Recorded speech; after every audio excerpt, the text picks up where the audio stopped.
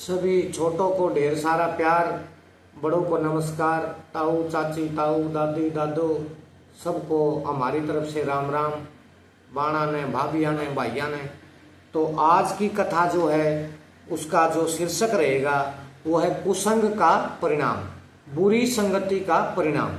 तो आइए शुरू करते हैं। सच है, कोई पुरुष अत्यंत धैर्यवान, दयालु, सद्गुणी, सदाचारी, नीतिज्ञ, कर्तव्यनिष्ठ और गुरु का भक्त अथवा विद्या विवेक संपन्न भी क्यों न हो, यदि वह निरंतर अत्यंत पाप बुद्धि दुष्ट पुरुषों का संग करेगा तो अवश्य ही क्रमशः उन्हीं की बुद्धि से प्रभावित होकर उन्हीं के समान हो जाएगा। इसलिए सदा ही दुष्ट पुरुषों का संग त्याग देना चाहिए। उपयुक्त नीति युक्त वचन का पालन न करने से राजा धर्मकीर्ति का भी पतन हो गया था। प्राचीन काल में चंद्रवंश में धर्मकीर्ति नामक एक राजा हुए थे।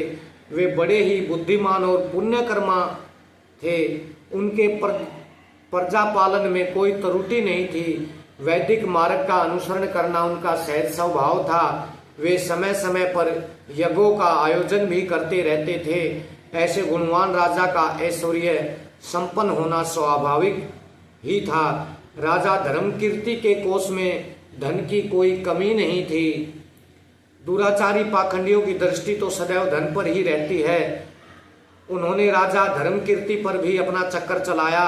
पाखंडी लोग बार बार राजा को यह समझाते कि यज्ञ आदि सत्कर्म करने से क्या लाभ, केवल मौज से रहो। उस कुचक्कर से बचना तो केवल उनके संग के त्याग से ही संभव था। परंतु राजा धर्मकीर्ति मोहवश उन पाखंडियों का संग त्याग न कर सके और उनके कुचक्कर के शिकार हो गए। कुसंग के कारण राजा को धर्मपथ से अछूत होते हुए भी देर ना लगी। उन्होंने धीरे धीरे यज्ञ आदि सत्कर्म बंद कर दिए। पाखंडियों के दुसंग से राजा की पाप कर्मों के प्रति घृणा नष्ट हो गई और अंत में वे पाप कर्मों में लीन रहने लगे। राजा की देखा देखी प्रजा में भी अधर्म की वृत्ति बढ़ने लगी। राजा धर्मकीर्ति अनेक प्रकार के दुर्व्यसनों के शिकार हो गए, जिनमें एक मृग का दुर्व्यसन भी था। एक दिन आखेट के समय धर्मकीर्ति अपनी सेना से बिछुड़कर अकेले ही जंगल में भटक गए। भटकते भटकते वे नर्मदा के तट पर पहुंचे और नदी के निर्मल जल में प्रवेश कर उन्होंने अपनी थकान दूर की। संध्या हो गई थी और अंधेरा होने लगा था। अतः राजा भय से आगे नहीं बढ़े और वहीं नर्मदा के तट पर विश्राम करने लगे। संयोगवश उस दिन एकादशी तिथि थी। नर्मदा तटवासी जन एकादशी व्रती थे। वे लोग वहीं नर्मदा के किनारे रात्रि जागरण के लिए इकट्ठे हुए। दिन भर के निराहारी राजा के नेत्रों में नींद कहाँ थी। वे भी तटवासियों के साथ रात्रि जागरण में सम्मिलित हो गए और रात्रि भर भजन कीर्तन में लगे रहे। राजा धर्मकीर्ति भूख की व्यथा सहन न कर सके, जिसे प्रातःकाल होते होते उनके प्राण प्रयाण कर गए। उनके प्रारब्ध में यही लिखा था। प्राणों के प्रयाण करते ही धर्मकीर्ति को यमदूतों ने आ घेरा और वे उन्हें यमराज के पास ले गए। विधान का लेखा रखने वाले चित्रगुप्त ने बताया, देव, यद्यपि राजा धर्मकीर्ति ने बहुत से पाप कर्म किए हैं, परंतु अंतिम दिन इन्होंने एकादशी के उत्तम व्रत का पालन करके रात्रि भर जागरण तथा भजन कीर्तन करते हुए प्राणों का त्याग किया है। अतः इनके सभी पापों का अक्षय हो गया है। पापों के अक्षय वाले व्यक्ति का यमलोक में क्या काम, वह तो उत्तम लोक का भागी होता है। यमराज ने धर्मकीर्ति को साष्टांग प्रणाम किया और अपने दूतों को सावधान करते हुए उन्हें आदेश दे दिया, जो भगवत पूजा में तत्पर, धर्मपरायण, गुरुजन सेवक, वर्णाश्रमोचित, आचारनिष्ठ, दीन रक्षक, एकादशी वर्ती, मृत्यु काल में भजन कीर्तन में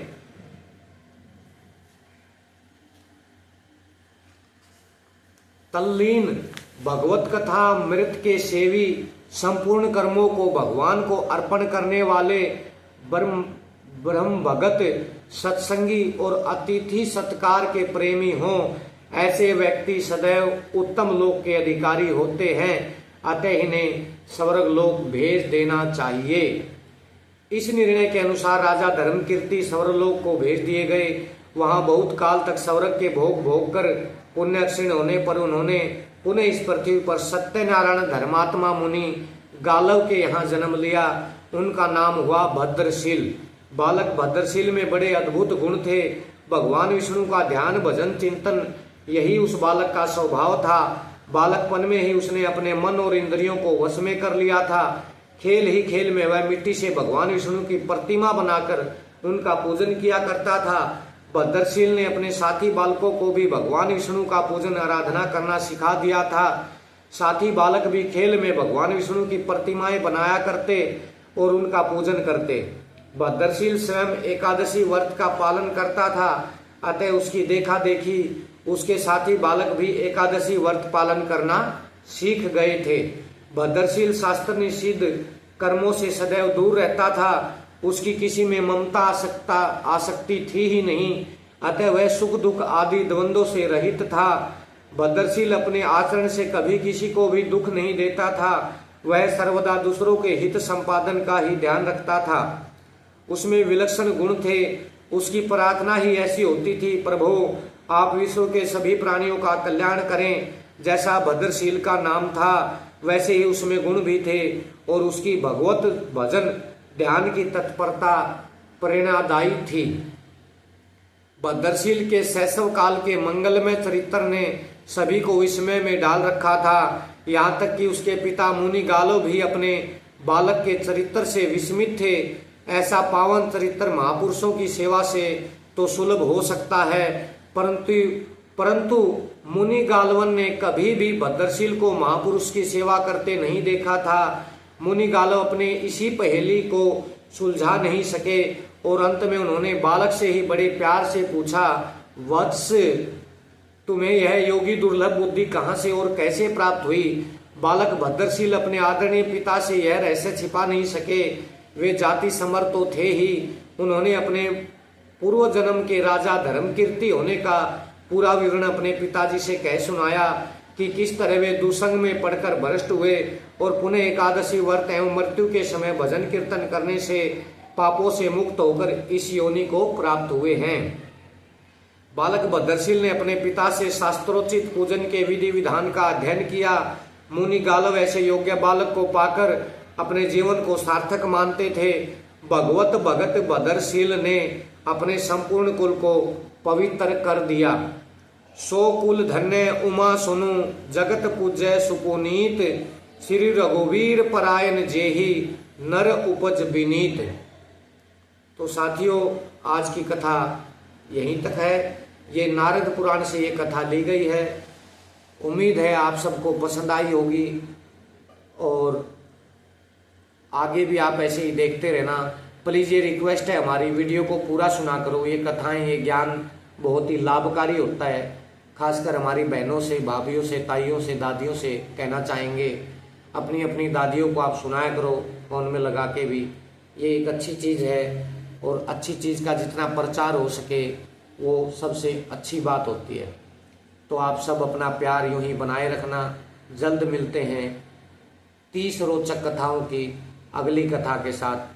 तब तक आप सबका बहुत बहुत धन्यवाद।